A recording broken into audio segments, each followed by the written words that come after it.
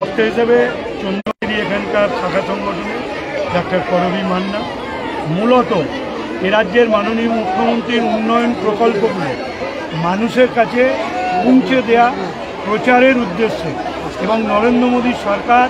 এ রাজ্যের 100 দিনের কাজের টাকা, রাস্তার টাকা, বাড়ির টাকা, বিভিন্ন খাতের টাকা, 15 ফিন্যান্সের টাকা, RIDF-এর টাকা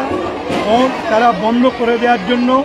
এবং বাঙালিদের ওপর যে অত্যাচার সারা ভারতবর্ষ জুড়ে বিজেপি শাসিত রাজ্যগুলো শুরু হয়েছে তার বিরুদ্ধে প্রতিবাদ জানাতে এবং মহিলাদের তারা বাড়ি বাড়ি এই প্রচার করার জন্যই আজকে এই সভা এবং সভায় স্বতঃস্ফূর্তভাবে আমাদের মহিলা নেত্রীরা আরামবাগ সাব ডিভিশনের